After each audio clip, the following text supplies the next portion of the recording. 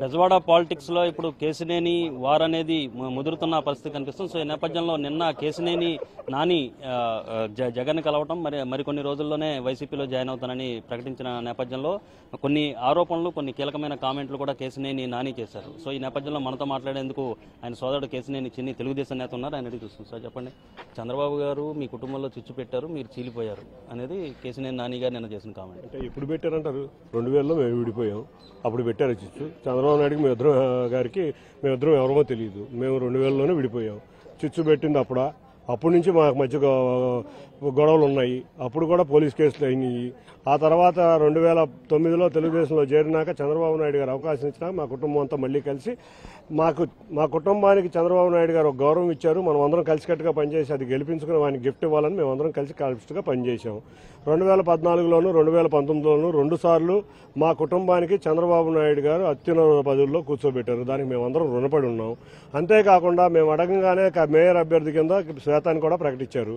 ఇటువంటి సమయంలో ఎవరికి ఏం అన్యాయం జరిగిందో మరి మాకైతే అర్థం కావట్లేదు. 2000లో మీరు చీలిపోయారు, 2014లో కలిసామన్నారు. సో అప్పటి నుంచి కలిసి ఉన్న కుటుంబం మళ్ళీ ఇప్పుడు చీలిపోయినట్టే కదా. 2014లో ఎలక్షన్లు అయిపోయినాక నేను వెళ్ళి నా వ్యాపారం చేసుకున్నాను. ఏ రోజు రాజకీయాల్లో లేను. మీకు తెలుసు, ఇక్కడ ఉన్న ప్రజలందరికీ తెలుసు.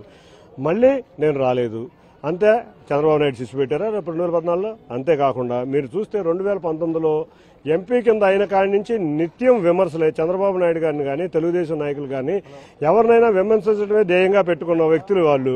కాబట్టి వాళ్ళ ఎజెండా 2019 తర్వాత ఏదో ఎజెండా పెట్టుకుని పనిచేస్తున్నారు.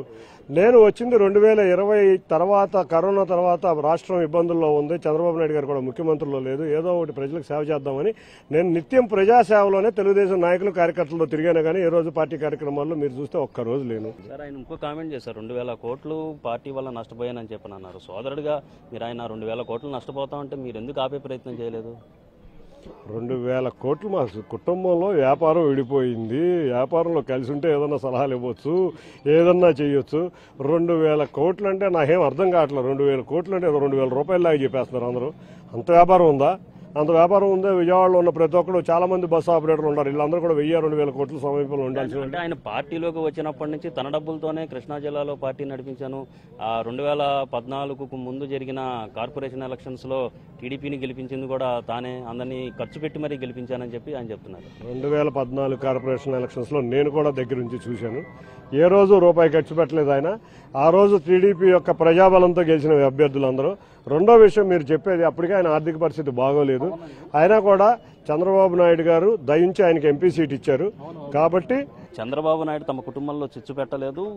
తమకు చాలా కాలం నుంచి విభేదాలు ఉన్నాయి. తమ కుటుంబానికి టికెట్ ఇచ్చినందువల్ల కేసినేని నానికి తాను పనిచేశాను.